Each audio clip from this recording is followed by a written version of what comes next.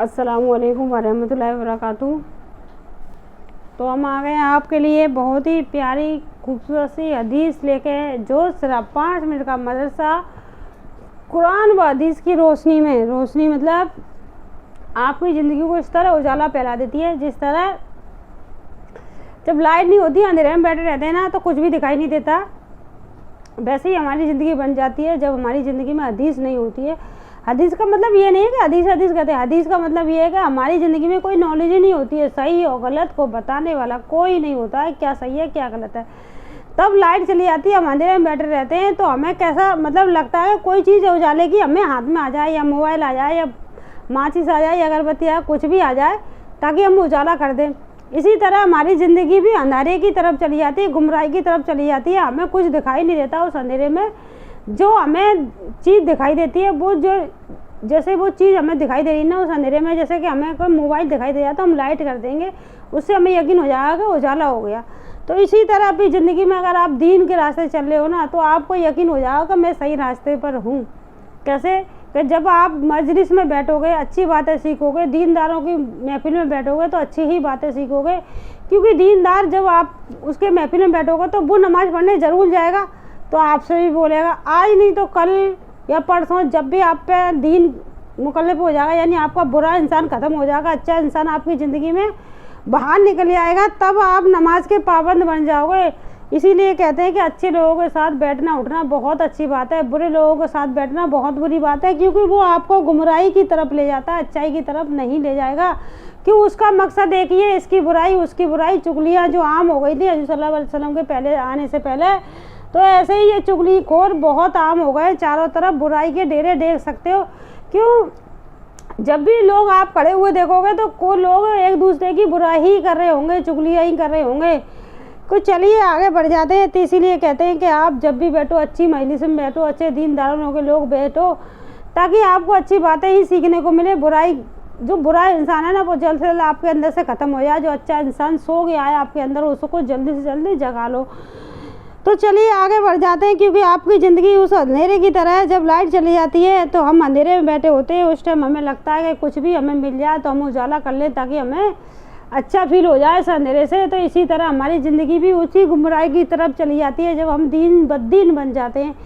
तो क्योंकि हमें किसी एक चीज़ की सहारे की ज़रूरत है। अगर आप उस सहारे में बैठते हो, हमारे कहने का मतलब ये, जैसे हमें आज लाइट चली जाती है तो हम मोबाइल की ज़रूरत पड़ती है, वैसे ही आपको अच्छे लोगों के बीच में बैठने की ज़रूरत है। अगर आप अच्छे लोगों के बीच में बैठोगे तो आपकी ज़िंदगी खुद ब खुद उजाले की तरफ चली जाएगी। तो चलिए चलते हैं आगे। दुनिया के बारे में दो ख्वाहिशमंद शख्स, यानी दो ख्वाहिशमंद ऐसे हैं, तो इनके बारे में जान लेते हैं। रसूल सल्लल्लाहु अलैहि वसल्लम ने क्या फरमाया। रसूल सल्लल्लाहु अलैहि वसल्लम ने फरमाया, वो हरीस ऐसे हैं जिनका दिल कभी नहीं भरता। एक इल्म का हरीस जिसका दिल कभी नहीं भरता, और दूसरा दुनिया का हरीस, उसका भी दिल नहीं भरता। एक तो हरीस जो इल्म चाहता है, इल्म मतलब अपने आप को बहुत इल्मदार बनाना चाहता है, तो उसका दिल भी नहीं भरता। और एक जो दुनिया में मुब्तला हो जाता है, उसका भी दिल कभी नहीं भरता, वो दुनिया के लिए दौड़ करता ही रहता है। तो दो लोगों का पेट कभी नहीं भरता।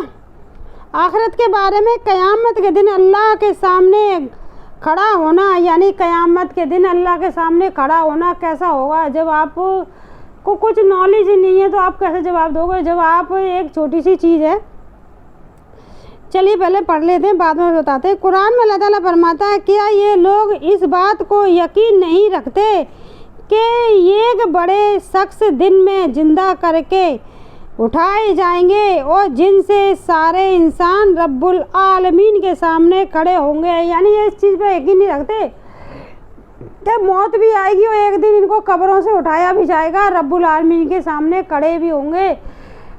कभी ना कभी आप स्कूल तो गए होंगे ना, तो स्कूल तो हर कोई गया, तब हमें कुछ, जैसे कि हमें होमवर्क वगैरह मिलता है, हम नहीं करके जाते हैं, तो हमें जब टीचर के आगे खड़ा किया जाता है तो हम कैसे शर्मिंदगी से नीचे नज़र झुका के खड़े होते हैं, क्योंकि हमने उनका किया हुआ काम नहीं किया था। मतलब जो दिया था वो हमने काम नहीं किया, उसकी वजह से हमें सज़ा भी मिलती है, और हम नीचे नज़र झुका के पूरी महफिल में कितने बच्चों के सामने हमारी नज़र नीचे झुकी होती है, क्योंकि हम गलत होते हैं। इसी तरह हम भी अल्लाह के सामने नज़र झुका के खड़े होंगे, क्योंकि हमें कुछ पता ही नहीं। अल्लाह ताला ने जिस चीज़ के लिए हमें भेजा था वो चीज़ तो हमने की नहीं, ना नमाज़ पढ़ी, ना अच्छे अखलास किए, ना किसी में किसी की मदद की, ना किसी को अच्छे रास्ता दिखाया, कुछ भी नहीं किया। जो अल्लाह ने हमारे अख्तियार मतलब जो अल्लाह ने हमें देकर भेजा था, कह के कि अल्लाह ताला ने सिर्फ इतना कह के भेजा है, तुम नीचे जाओ, मैं रिज़्क तुम्हारा तुम्हारे पास भेज दूंगा, क्योंकि तुम्हें सिर्फ मुझे याद करना है। अल्लाह बस अच्छे अखलाक रखने, नमाज पढ़नी है, बुरे रास्ते को छोड़ना है। तो चलिए आगे बढ़ जाते हैं, ये बात आपके समझ में आ जाए। अल्लाह करे जल्द से जल्द आप सही रास्ते पर आ जाओ जो भटके हुए हैं।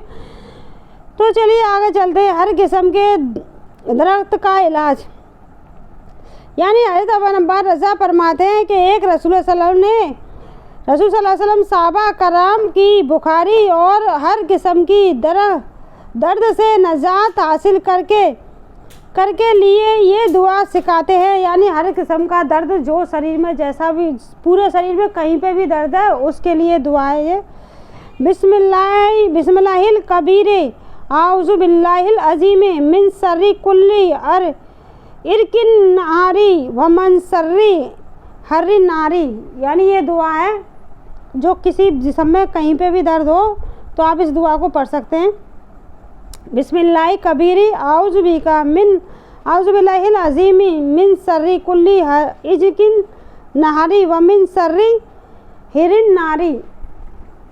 तो ये आप इसे यूट्यूब पर भी निकाल सकते हैं इस दुआ को। जो अगर आप वीडियो में इसका नाम बिस्मिल्लाह कबीरी कहकर निकालोगे ना, तो भी ये अगर आप दर्द की दुआ कहकर निकालोगे तो भी दुआ निकल आएगी।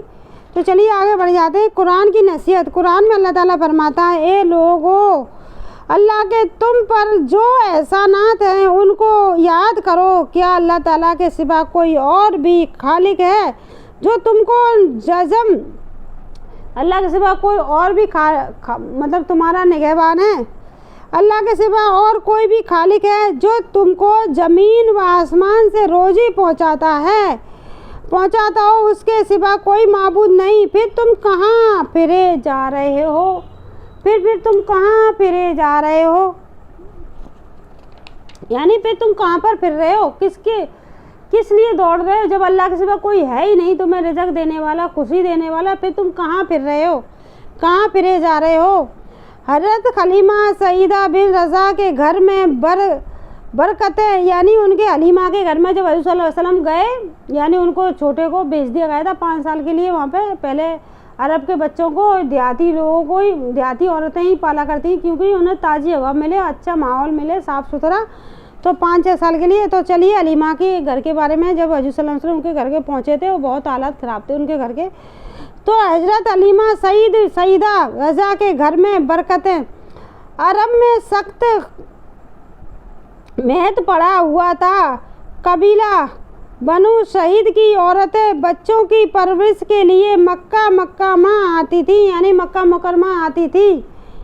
तो मक्का मुकरमा आती थी बच्चों की परवरिश के लिए, बच्चों को लेने के लिए आती हुई थी। इन्हीं में से खलीमा, यानी इन्हीं में से हलीमा सईदा ये भी अपने शौहर हारिस बिन अहद अल अजिया के साथ दुबली पतली सवारी पर आती थी।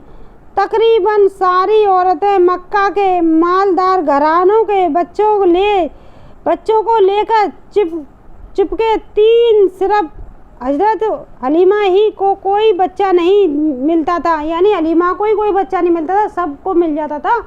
हलीमा बच्चा लेने जाती, फिर वापस आ जाती, कोई अपना बच्चा नहीं दे पाता था उनको, तो वापस आ जाती थी। तो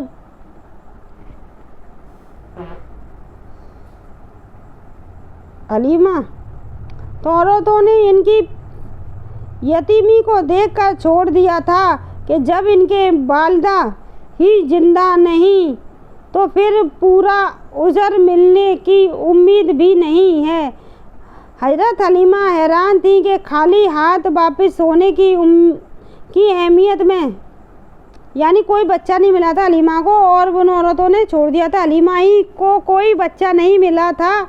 इनको मालूम हुआ कि अब्दुल मुत्तलिब का पोता मोहम्मद बिन अब्दुल्ला अभी मौजूद है मगर यतीम है, और सारी औरतों ने उनकी यतीमी को देखकर छोड़ दिया कि जब इनके वालिदा जिंदा नहीं तो फिर पूरा उजर यानी पूरा उजरत मिलने की उम्मीद नहीं, यानी पूरा पैसा नहीं मिलेगा। जब उनका वालिद ही जिंदा नहीं है तो हमें पूरा पैसा नहीं मिलेगा। उसकी वजह से औरतों ने उनको लिया नहीं था, मोहम्मद को, तो पूरा अजर नहीं मिलेगा।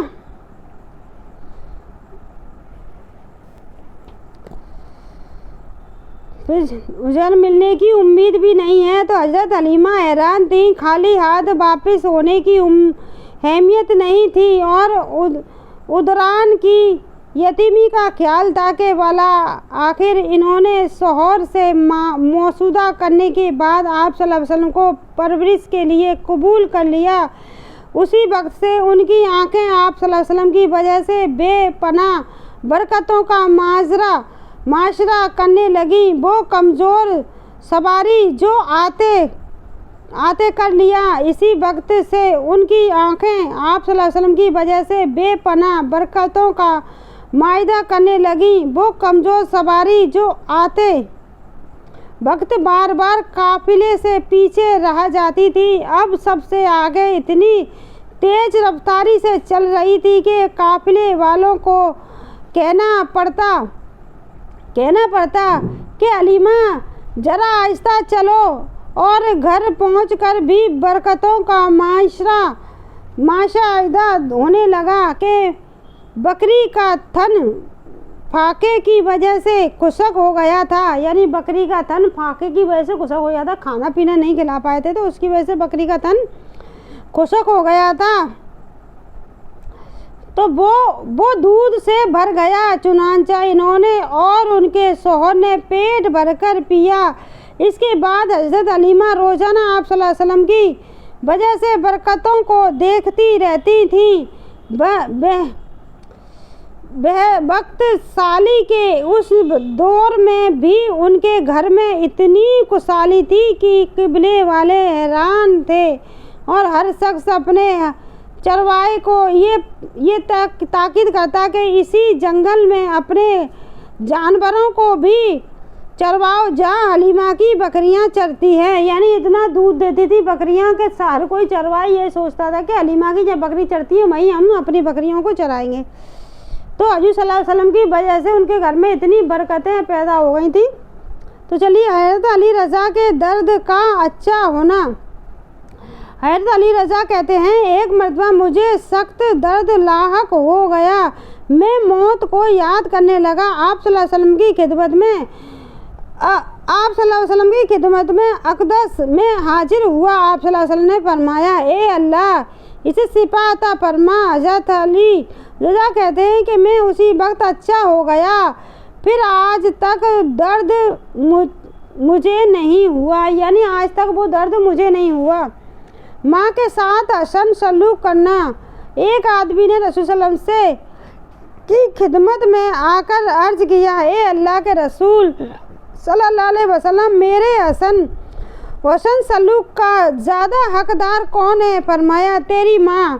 फिर अर्ज़ किया कि उसके बाद कौन? फरमाया, तेरी माँ। फिर अर्ज़ किया, उसके बाद कौन? फरमाया, तेरी माँ। फिर अर्ज़ किया, उसके बाद कौन? फिर फरमाया, तेरा बाप। यानी हज़रत सल्लल्लाहु अलैहि वसल्लम ने 3 बार फरमाया, तेरी माँ। क्यों? क्योंकि माँ का दर्द इसलिए बड़ा है, वो 9 महीने अपनी कोख में बच्चे को रखती है और उस दर्द से गुजरती है। हर पल उस बच्चे के लिए दुआ करती है, अल्लाह ताला ये जो नेमत से मुझे नवाजा, अल्लाह ताला इसे पूरी उम्र का पैदा करना। क्योंकि हर वक्त अपने बच्चे के लिए दुआ करती है, क्यों उसे पता ही नहीं कि उसने उस बच्चे को देखा भी नहीं होता है, लेकिन अल्लाह पे भरोसा यकीन होता है। फिर भी वो अल्लाह पे यकीन भरोसे के साथ उस बच्चे के लिए उस दिन से उसके बच्चा उसके पेट में होता है तभी से दुआ करना शुरू कर देती है। और जब तक वो ज़िंदगी में माँ रहती है तब तक उस बच्चे के लिए हाथ उतारती रहती है दुआ के लिए। इसे अल्लाह ताला ने 3 बार कहा, तेरी माँ, तेरी माँ। क्योंकि माँ कितनी भी दुखी, कितनी भी परेशान हो जाए, औलाद से औलाद के लिए बद्दुआ नहीं करती, दुआ ही करती है। क्योंकि माँ उस बच्चे को हमेशा सही रास्ता दिखाती है। क्योंकि बच्चा डर जाए, सही रास्ते पे आ जाए, लेकिन नहीं, बच्चे को मतलब समझ में ही नहीं आता कि माँ बाप क्या समझाने की कोशिश कर रहे हैं, क्या समझा रहे हैं। बच्चा अपने आप को बहुत होशियार समझने लग गया आज का बच्चा। तो चलिए चलते आ गए, क्योंकि हज़रत सल्लल्लाहु अलैहि वसल्लम 3 बार फरमाया, तेरी माँ, तेरी माँ। उसके बाद वालिद को, तो चलिए चलते हैं, माँ बाप का हक ज़्यादा है औलाद पे। एक सुन्नत के बारे में, कब्र में नूर की दुआ। जो शख्स ये चाहे कि उसकी कब्र में नूर हो तो ये दुआ पढ़ा करे, अल्लाहुम्मा अल नूरा फी कब्री, अल्लाहुम्मा अल नूरा फी कब्री, अल्लाहुम्मा अल नूरा फी कब्री, अल्लाहुम्मा अल फी नूरा कब्री। तो मेरी कब्र में नूर पैदा फरमाए। एक अहम अमल की फजीलत, खाला की खिदमत करना। रसूल सल्लल्लाहु अलैहि वसल्लम ने फरमाया के पास एक आदमी आकर कहने लगा, या रसूल अल्लाह, मुझसे बहुत बड़ा गुनाह हो गया है, तौबा का कोई रास्ता है? तो रसूल सल्लल्लाहु अलैहि वसल्लम ने फरमाया, क्या तुम्हारी वालिदा जिंदा है? तो उसने कहा, नहीं। रसूल सल्लल्लाहु अलैहि वसल्लम ने फरमाया, क्या तुम्हारी कोई खाला है? उसने कहा, हाँ। तो रसूल सल्लल्लाहु अलैहि वसल्लम ने फरमाया, उनकी अताअत बंद खिदमत करो, यानी उनकी अता करना शुरू कर दो, उनकी खिदमत करना शुरू कर दो। अताअत वो खिदमत करो, यानी उनकी बात मानो, उनकी खिदमत करो जैसे आप माँ की करते हो। तो एक गुनाह के बारे में, क्योंकि दुनिया कमाने की नीयत से दीन पर चलना। कुरान में अल्लाह ताला फरमाता है, लोगों में कोई ऐसा भी है, कुरान में अल्लाह ताला फरमाता है, लोगों में कोई ऐसा भी है जो किनारे पर खड़े होकर अल्लाह की इबादत करता है, और फिर अगर उसको कोई दुनियावी नफ़ा पहुंच गया तो उसकी वजह से दीन पर ठहरा रहा, और अगर उसको कोई आजमाइश आ गई तो अपने मुंह के बल उल्टे यानी दीन से फिर गया। वो दुनिया और आखिरत दोनों को खो बैठा, यानी दुनिया आखिरत दोनों को खो बैठा, दोनों जहां का खला हुआ नुकसान किया, यानी दोनों जहां का खुला नुकसान किया उसने। तो चलिए फिर एक बार और पढ़ लेते हैं। कुरान में अल्लाह ताला फरमाता है, ए लोगों में कोई ऐसा भी है जो किनारे पर खड़े होकर अल्लाह की इबादत करता, फिर अगर उसको कोई दुनियावी नफ़ा पहुंच गया तो उसकी वजह से दीन पर ठहरा रहा, और अगर उसको कोई आजमाइश आ गई तो अपने मुंह के बल उल्टे यानी दीन से फिर गया। वो दुनिया और आखिरत दोनों को बैठा। पहले वो दीनदार था, फिर उस पर कोई आफत आ गई तो दीन के रास्ते से भटक गया, दुनिया में ही मुब्तला हो गया, यानी वो दुनिया और आखिरत दोनों को खो बैठा। तो चलिए आगे चलते हैं, दुनिया को बेहतर समझना। कुरान में अल्लाह ताला फरमाता है, ए मुनकरू, तुम लोग दुनिया को आखिरत पर तरजीह देते हो, हालांकि आखिरत दुनिया के मुकाबला में ज़्यादा बेहतर और बाकी रहने वाली है। यानी दुनिया को इतना मत समझो, दुनिया से बहुत ज़्यादा आखिरत आपके लिए बेहतर होने वाली है, दुनिया नहीं। दुनिया सिर्फ एक ऐसा है, रिश्तेदार की तरह इंसान इस दुनिया में रहता है, मेहमान है दुनिया का, मेहमानी खा के एक दिन वापस जाना है। अल्लाह ताला हर शख्स से बात करेंगे।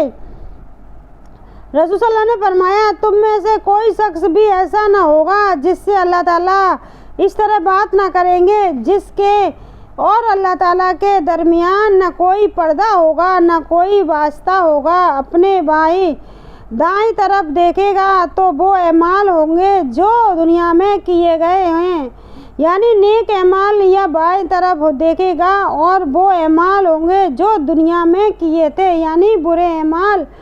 वो जहन्नुम की आग अपने सामने मौजूद पाएगा। जो दुनिया में उसने बुरे काम किए उसका अजर वो सामने पाएगा, जहन्नुम की आग को उसके सामने दिखा दिया जाएगा। बुखार का इलाज को रसूल सल्लल्लाहु अलैहि वसल्लम ने फरमाया, जैसे बुखार आ जाए वो 3 दिन गुस्ल के वक्त ये दुआ पढ़े तो अल्लाह ताला उसे शिफा हासिल होगी। बिस्मिल्लाहि अल्लाहुम्मा इन्नमा अगसातु रसा आ सिपाही का व तस्दी का नबी का मोहम्मद सल्लल्लाहु अलैहि वसल्लम, यानी तर्जुमा, ए अल्लाह, मैं तेरे नाम से गुस्ल किया सिपा की उम्मीद करते हुए और तेरे नबी सल्लल्लाहु अलैहि वसल्लम की सदीक करते हुए, यानी मैंने तेरे नाम से और रसूल सल्लल्लाहु अलैहि वसल्लम की सद्दीक से ये गुस्ल किया, अल्लाह ताला मुझे जल्द से जल्द सेहतियाब फरमा दे। तो रसूल सल्लल्लाहु अलैहि वसल्लम ने फरमाया, लिज्जतों को ख़त्म करने वाली चीज़ मौत को कसरत से याद किया करो।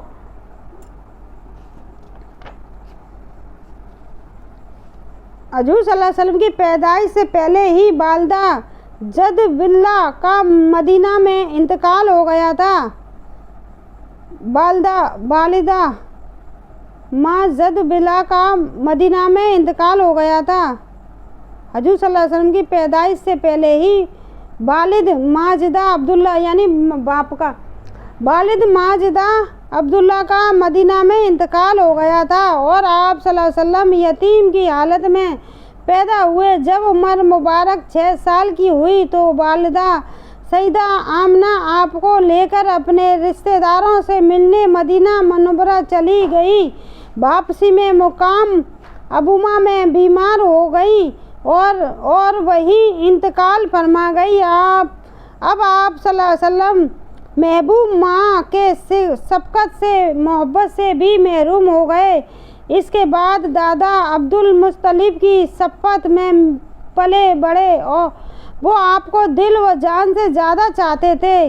किसी वक्त भी आपसे गाफिल नहीं रहते और काबा के सामने साए में अपने साथ बैठाते थे। जब के ख़ानदान में से किसी और को यानी ख़ानदान में से किसी और को उनके साथ बैठने की अहमियत नहीं होती थी, मगर 2 साल बाद सिर्फ 8 साल उम्र में आप दादा अब्दुल मुत्तलिब भी दुनिया से चल बसे। इस तरह यतीम मोहम्मद बिन अब्दुल्ला के सर से मुस्तफ़िक दादा का साया भी उठ गया। गोया अल्लाह ताला ने दुनिया की तरबियत व परवरिश के सारे असबाब ख़त्म करके खुद अपनी खसूसी रहमत के तहत आपको तरबियत व निगरानी का इंतज़ाम फरमाया। यानी अल्लाह ताला ने अपनी निगरानी में उनका इंतज़ाम फरमाया। अल्लाह की कुदरत बच्चे का माँ दादी ज़बान सिखाती हैं, यानी बच्चे को माँ दादी ज़बान सिखाना। अल्लाह ताला ने हर पैदा होने वाले बच्चे को अपनी माँ को पहचानने और दूध पीने की सालियत से नवाजा। हर बच्चा पैदाइश ही से अपनी माँ बाप को नकल व हरकत दिखाता रहता है। कुछ दिनों बाद वो इनके इशारे और आवाज़ को भी समझने लगता है। फिर जब वो बोलने की काबिल होता है तो आहिस्ता आहिस्ता मादरी ज़बान भी सीख लेता है। आखिर उस छोटे से बच्चे को बगैर किसी तालीम के माँ बाप की पहचान किसने कराई? हम मादरी ज़बान की सीखने और बोलने की कुव्वत किसने अता फरमाई? बेशक अल्लाह ही कुदरत रखता है अल्लाह ही अपनी कुदरत से बच्चे को सब कुछ सिखाता है। एक फ़र्ज के बारे में नेकियों का हुक्म करना और बुराइयों से रोकना। रसूल सल्लल्लाहु अलैहि वसल्लम फरमाया, कसम है उस जात की जिसके कब्ज़े में मेरी जान है, तुम पर ज़रूरी और लाजिम है कि भलाइयों का हुक्म करो और बुराइयों से रोको, वरना करीब है कि अल्लाह ताला गुनहगारों को साथ तुमसे पर अपना अज़ाब भेज दे। इस वक्त तुम अल्लाह ताला से दुआ मांगो तो कबूल ना होगी। यानी नेकियों का हुक्म करना और बुराइयों से रोकना उम्मत के हर फरिंद पर अपनी हैसियत और ताकत के मुताबिक लाजिम है, यानी ज़रूरी है। अगर कोई इतनी ताकत रखता है किसी को गुनाह करने से रोक सकता है तो उस पर लाजिम है कि उसको गुनाह करने से रोके, तो किसी को बुरे रास्ते जाने से रोक सकता है तो रोके। तो चलिए चलते हैं। नोट, बच्चों को सलाम करना आप सल्लल्लाहु अलैहि वसल्लम की सुन्नत है ताकि बचपन से ही एक दूसरे को सलाम करने की आदत बने। एक अहम अमल की फजीलत बीमार की इयादत करना, यानी बीमार की देखभाल करना।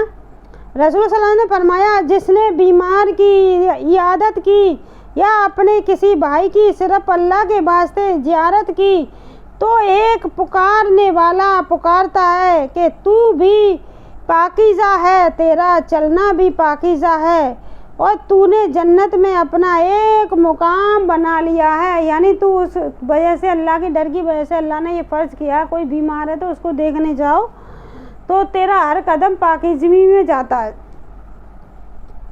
तो एक गुनाह के बारे में गमशुदा चीज़ का ऐलान मस्जिद में करना। रसूल सल्लल्लाहु अलैहि वसल्लम ने फरमाया, जिस शख्स को मस्जिद में गमशुदा चीज़ का ऐलान करते देखो तो उसके जो अब जवाब में ये कह देना चाहिए कि अल्लाह ताला तेरी चीज़ को वापस ना करे, क्योंकि मस्जिद उस ऐलान के लिए तामीर नहीं की गई। मस्जिद उस ऐलान के लिए तामीर नहीं की गई। रसूल सल्लल्लाहु अलैहि वसल्लम फरमाया, जिस शख्स को मस्जिद में गमशुदा चीज़ का ऐलान करते देखो तो उसके जवाब में ये कह देना चाहिए कि अल्लाह ताला तेरी चीज़ को वापस ना करे, क्योंकि मस्जिद उस ऐलान के लिए तामीर नहीं की गई है। मस्जिद उस ऐलान के लिए तामीर नहीं की गई है। कोई गमशुदा चीज़ आप मस्जिद में ऐलान नहीं कर सकते, क्योंकि रसूल सल्लल्लाहु अलैहि वसल्लम ने ये मना किया है। इसमें रसूल सल्लल्लाहु अलैहि वसल्लम ने फरमाया, जिस शख्स को मस्जिद में गमशुदा चीज़ का ऐलान करते देखो तो उसके जवाब में ये कह देना चाहिए कि अल्लाह ताला तेरी चीज़ को वापस ना करे, क्योंकि मस्जिद उस ऐलान के लिए तामीर नहीं की गई है। दुनिया के बारे में आखिरत और आखिरत का इरादा पर दुनिया मिलना। रसूल सल्लल्लाहु अलैहि वसल्लम फरमाया, अल्लाह ताला दुनिया आखिरत के इरादा पर देता है और दुनिया इरादा पर आखिरत देने से इनकार कर देता है। यानी रसूल सल्लल्लाहु अलैहि वसल्लम फरमाया, अल्लाह ताला दुनिया आखिरत का इरादा पर देता है और दुनिया के इरादे पर आखिरत देने से इनकार कर देता है।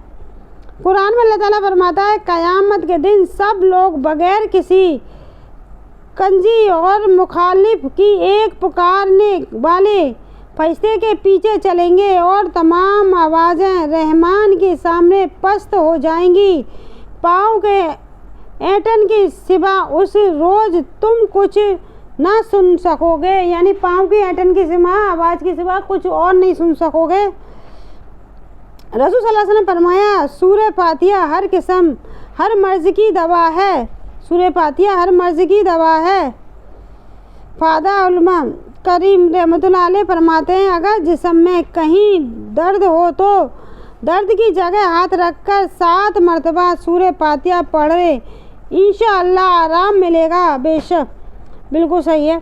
कुरान में अल्लाह ताला फरमाता है, ए ईमान वालो, तुम सब्र और नमाज के ज़रिया मदद हासिल करो, बेशक अल्लाह ताला सब्र करने वालों के साथ है।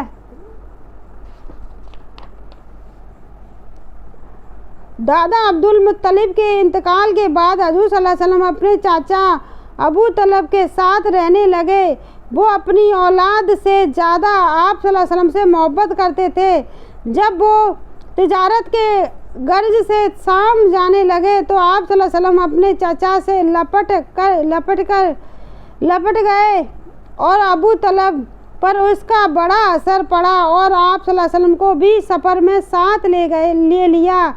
इस काफ़िले ने शाम पहुंचकर मुकाम बसरी में क़याम किया। यहाँ बुखर नामी राहब रहता था जो ईसाइयत का बड़ा आलिम था। उसने देखा कि बादल आप सल्लल्लाहु अलैहि वसल्लम पर साया किए हुए हैं और दरख्त की टहनियाँ आप सल्लल्लाहु अलैहि वसल्लम पर झुकी हुई है।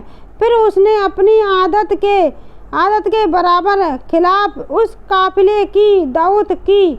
जब लोग दावत में गए तो आप सल्लल्लाहु अलैहि वसल्लम को कम उम्र होने की वजह से एक दरख्त के पास बैठा दिया, मगर बखीरा ने आप सल्लल्लाहु अलैहि वसल्लम को भी बुलवाया और अपनी गोद में बैठाकर महर नबूवत देखने लगा।